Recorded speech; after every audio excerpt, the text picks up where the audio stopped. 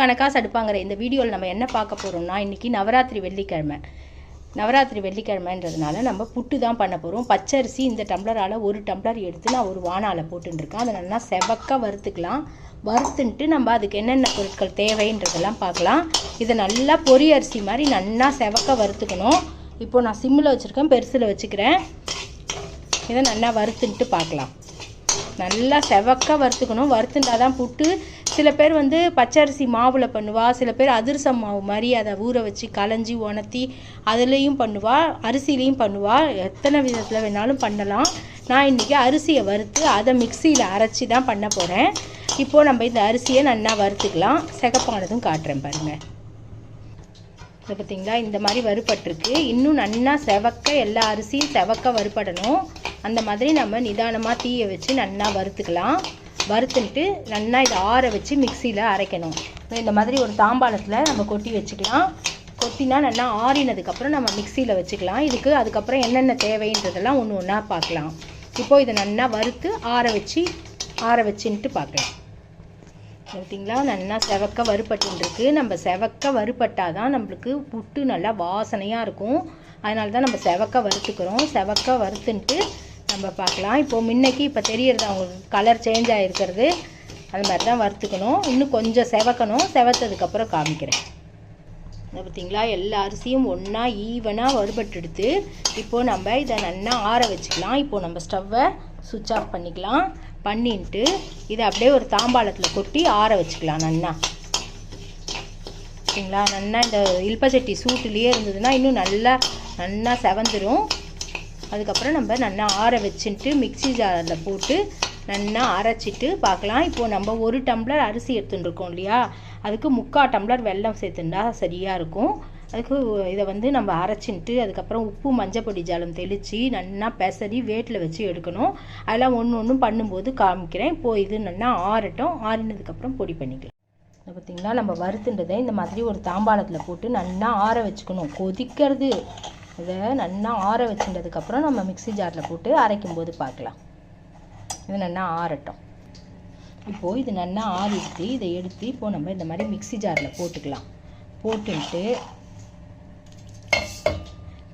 அதுக்குள்ளே இந்த பக்கம் நம்ம ஒரு 1.5 டம்ளர் தண்ணி வச்சுருக்கேன். 1.5 டம்ளர் தண்ணியை கொதிக்க வைக்கணும். நம்ம இந்த மாவில் போட்டு பெசறதுக்கு அதில் வந்து இந்த வெல்லத்தை வந்து எடுத்து கொடுக்கறதுக்காக ஒரு பிஞ்சு உப்பு சேர்க்கணும். அப்போ தான் வெல்லத்தோட இதை எடுத்து கொடுக்கும். அதனால் உப்பு கொஞ்சோண்டு போட்டுன்ட்டு மஞ்சப்பொடி போட்டுண்டு மஞ்சப்பொடி ஒரு 1/2 ஸ்பூன் போட்டுண்டு இந்த தண்ணியை நம்ம இப்போது கொதிக்க வைக்கலாம். இப்போது இது கொதிக்கட்டும். இந்த தண்ணியை விட்டு தான் நம்ம பெசற போகிறோம். கொதிக்கிறதுக்குள்ளே நம்ம அந்த பக்கம் போய் இந்த மிக்சி ஜாரில் போட்டதை இதில் போட்டிருக்கிறத பொடி பண்ணின்னு வந்துடலாம். பார்த்திங்களா, நம்ம வறுத்த அரிசியை மிக்சி ஜாரில் போட்டு இந்த மாதிரி நல்லா ஃபைனாக அரைச்சிண்டாச்சு. இந்த மாதிரி தான் இருக்கணும். தெரியறது அவங்களுக்கு. இப்போது இதை நம்ம ஒரு பாத்திரத்தில் கொட்டி இந்த ஜலம் இங்கே வச்சுருக்கோம் இல்லையா, இந்த ஜலம் இப்போது முத்து கொதி வந்தால் போதும். நல்லா கொதிக்கலாம் வேண்டாம், முத்து கொதி வந்தால் போதும். வந்ததுக்கப்புறம் இதை நம்ம தெளித்து இதில் பிசைஞ்சிக்கலாம். இப்போது இதை நம்ம ஒரு பாத்திரத்தில் மாற்றிக்கலாம். இது பார்த்திங்களா, மிக்சி ஜார்லேருந்து நான் இந்த மாதிரி ஒரு அகலமான பாத்திரத்தில் மாற்றின்ட்டு இப்போது நம்ம இந்த உப்பும் மஞ்சப்பொடியும் போட்டு கொதிக்க வச்சுருக்கோம்ல, அந்த ஜலத்தை குத்தி பெசரிக்கலாம். கை சுடும், அதனால் எல்லாத்தையும் குத்தி பிசறக்கூடாது. வறுத்து அரைச்ச மாவு தான் இந்த தண்ணி கரெக்டாக இருக்கும். நம்ம கொஞ்சம் கொஞ்சமாக குத்தி பெசரிக்கலாம்.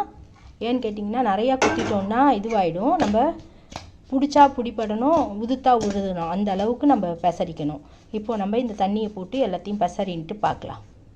ஏன்னா சுடும் வெந்நீர் முத்து பத்தத்தில் இருக்கிறதுனால, அதனால் ஃபஸ்ட்டு கரண்டியால் குத்தி கலரின்ட்டு ஆறினதுக்கப்புறம் கையால் வச்சு நல்லா பிசையணும். இன்னும் கொஞ்சம் ஜலம் விட்டுக்கலாம். நம்ம வச்ச ஜலம் கரெக்டாக இருக்கும். ஏன்னா வறுத்த அரிசி ஜலம் இழுக்கும். ஒவ்வொரு அரிசி ஒவ்வொரு மாதிரி இழுக்கும். அதனால் பார்த்து இது குத்திக்கணும். இப்போ நான் நல்லா உதிராக பிசைஞ்சின்ட்டு காட்டுறேன் உங்கள்கிட்ட. இப்போது நம்ம இந்த மாதிரி பிசைஞ்சிட்டோமா, இன்னும் கொஞ்சம் ஜலந்தான் இருக்குது. இதையும் விட்டால் கரெக்டாக இருக்கும். அப்போ தான் நல்லா வேகும். இதையும் நம்ம இதில் சேர்த்துட்டு இப்போது நம்ம இதை நல்லா கையால் ஆறிடுத்து நல்லா பிசைஞ்சிக்கணும். இப்படி பிசைஞ்சிட்டு இது என்ன பதம்னு கேட்டிங்கன்னா, நிறையாவும் தண்ணி சேர்த்தாக்க ஒரே மொத்தையாகிடும். அதனால் அதை இப்படி பிடிச்சா இப்படி பிடிப்படணும். இப்படி உதுத்து விட்டா உதிர்ந்துடணும், அதான் பதம். இப்போ இது கரெக்டாக இருக்குது நம்ம வச்ச தண்ணி. இப்போ இது அப்படியே ஒரு வானால நான் இட்லி பாத்திரத்தில் தண்ணி வச்சு ஒரு தட்டு வச்சுருக்கேன்.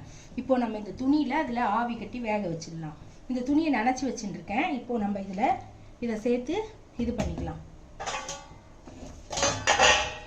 இந்த துணியில் இதை வச்சுட்டு இதை எல்லாத்தையும் இதில் போட்டுடலாம். போட்டு நம்ம அப்படியே வேக வச்சு ஒரு 10 நிமிஷம் வெந்தால் போதும். அதுக்கப்புறம் நம்ம பாகு செலுத்திக்கலாம். இப்போது இதை நம்ம வேக வச்சிடலாம். சரிங்களா, ஒரு டம்ளருக்கே எவ்வளோ வந்திருக்கு பார்த்தீங்களா, அதான். இப்போ நம்ம இப்படி பண்ணிட்டோமா, இந்த முனையிலேயே ஃபர்ஸ்ட்டு ஒரு முனை இருக்குது பாருங்கள், அதையே இப்படி சுற்றிக்கலாம்.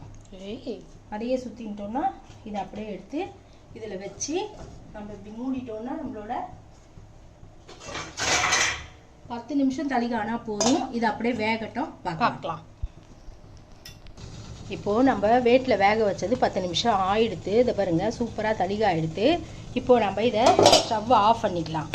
ஆஃப் பண்ணிவிட்டு இது கொஞ்சம் ஆறட்டும், எடுத்து நம்ம பாத்திரத்தில் போட்டு உதுத்துக்கலாம். இது அப்படியே இருக்கட்டும். இந்த பக்கம் பார்த்தீங்கன்னாக்க நம்ம 1 டம்ளர் அரிசிக்கு 3/4 டம்ளர் வெல்லம்னு சொல்லியிருந்தேன். 3/4 டம்ளரும் போட்டுக்கலாம், 1 டம்ளரும் போட்டுக்கலாம். நான் தலை தட்டி 1 டம்ளர் எடுத்து வச்சுருக்கேன், அதை இதில் போட்டுக்கலாம். போட்டுன்ட்டு இதில் ஒரு 1/2 டம்ளர் தண்ணி கொட்டி நம்ம பாகு எடுத்துக்கலாம். பாகு வந்து நல்லா டங்கு பதம் வரணும், தக்காளி பதம் டங்கு பதம் வரணும். தக்காளி பதம்னா தழுக்குன்னு இருக்கும், அதுக்கு அடுத்த ஸ்டேஜ் டங்கு பதம். உருட்டி இப்படி போட்டோன்னா டங்குன்னு சத்தம் கேட்கணும். அந்த பதம் வர வரைக்கும் நம்ம இதை வச்சுக்கலாம்.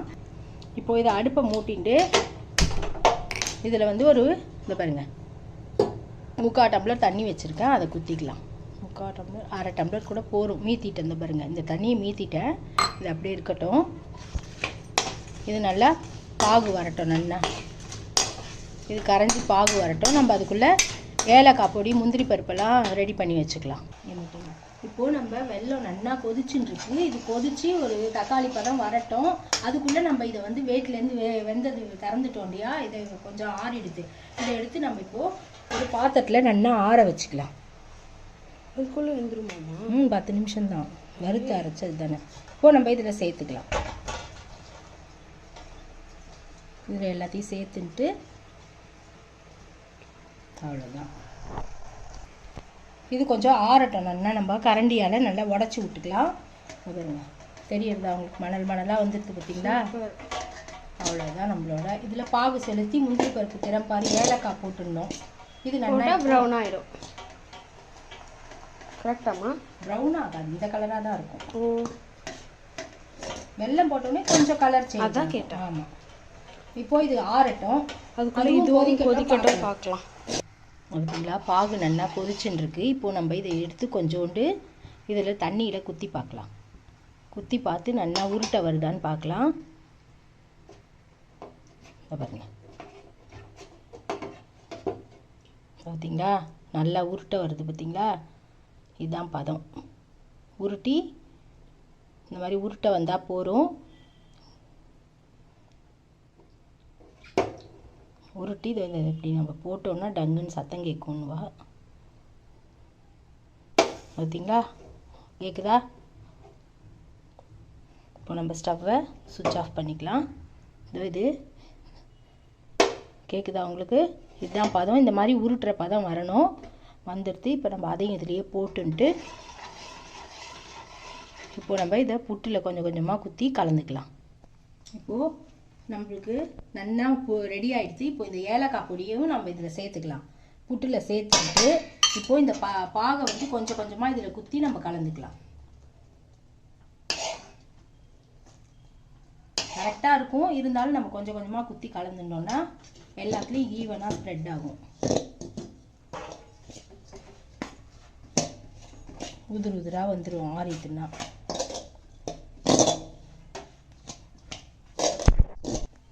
இப்போ நம்ம கலரிட்டோம். இன்னும் கொஞ்சம் இதில் பாகு ஊற்றி இதில் கலர்றோம் பாருங்கள். இன்னும் கொஞ்சம் பாகு சேர்த்துட்டுருக்கேன் இதில். இது இப்போ பார்க்குறதுக்கு இப்படி குழஞ்சாத மாதிரி தான் இருக்கும். ஆறிட்டுனா ரொம்ப நல்லா உதிர் உதிராக வந்துடும். ஆறணும் இல்லையா, ஆறணும். ஆறினா நல்லா வந்துடும். இப்போது இதில் கொஞ்சம் வெல்லம் இருக்குது, அதையும் நம்ம இதில் சேர்த்துட்டோம்னா கரெக்டாக இருக்கும்.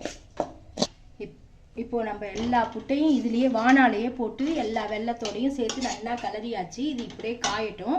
அதுக்குள்ளே நம்ம இந்த பக்கம் என்ன பண்ணுறலாம்னா நெய்யில் முந்திரி பருப்பு திறம்பாரி போடலாம். இப்போது இந்த மாதிரி ஒரு பேன் வச்சுட்டுருக்கேன். இதில் நம்ம 2 ஸ்பூன் நெய், இதை பாருங்க முந்திரி பருப்பு எடுத்து வச்சுட்டுருக்கேன். முந்திரி பருப்பு திறம் பாரி அதில் கொட்டிடலாம். இப்போது நம்ம இதில் நல்லா 2 ஸ்பூன் நல்லா காத்திரமாக நிறையா விட்டுக்கலாம். நெய் வாசனையாக இருக்கும் புட்டு. அதனால் 2 ஸ்பூன் நெய் விட்டு இது நல்லா மெல்ட் ஆகட்டும். இப்போது நெய் நல்லா மெல்ட் ஆகிடுச்சு. இப்போ நம்ம எடுத்து வச்சுருக்கிற முந்திரி அதில் சேர்த்துக்கலாம்.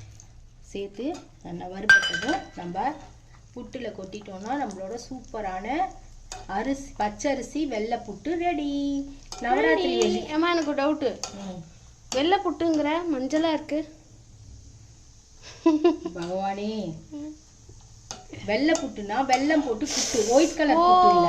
கிருஷ்ண ஜெயந்தியில் ஒரு சம்பவம் நடந்தது, அதே மாதிரி தான். அதேதான். பார்த்தீங்களா, இது வந்து இந்த மாதிரி கோல்டன் ப்ரௌனாக வந்ததும் அழகாக எடுத்து நம்ம கறினோடனே எடுத்து சேர்த்தோம்னா தான் கம்ம கம்மன்னு இருக்கும். கரெக்டாமா? கரெக்ட். இப்போ ப்ரௌன் ஆனது ஆஃப் பண்ணிக்கலாம். ஆஃப் பண்ணிவிட்டு இப்போ இதை எடுத்து அப்படியே நம்ம அப்படியே மழை சாரல் மாதிரி இதில் போட்டுக்கலாம். நெய்யோட குத்திடுங்க, நெய்யோட குத்திடுங்க. சூப்பராக இருக்கும். இன்னைக்கு நவராத்திரிக்கு நம்ம பாட்டில் தாயாருக்கு லக்ஷ்மி தேவிக்கு வெள்ளிக்கிழமை புட்டு பண்ணால் விசேஷம். அதனால தான் இன்றைக்கி புட்டு பண்ணியிருக்கேன். நீங்கள் எல்லாமும் இந்த மாதிரி பண்ணி பார்த்துட்டு எப்படி இருந்ததுன்னு கமெண்ட் சொல்லுங்கள். சூப்பராக வந்துதான்னு. இப்போது நம்ம இதை ஒரு பாத்திரத்தில் மாற்றின்ட்டு பார்க்கலாம். நம்மளோட புட்டை வந்து பாத்திரத்தில் மாற்றிட்டோம். ஒரு பித்தளை பாத்திரத்தில் தான் மாற்றிருக்கேன். பெருமாளுக்கு அம்சை பண்ணுற வரைக்கும் இதுலேயே இருக்கட்டும்ன்ட்டு. நீங்களும் இந்த மாதிரி வீட்டில் ட்ரை பண்ணி பார்க்கலன்னா பாருங்கள் எப்படி இருக்குன்னு கமெண்ட் சொல்லுங்கள். தேங்க்ஸ் ஃபார் வாட்சிங். Bye friends.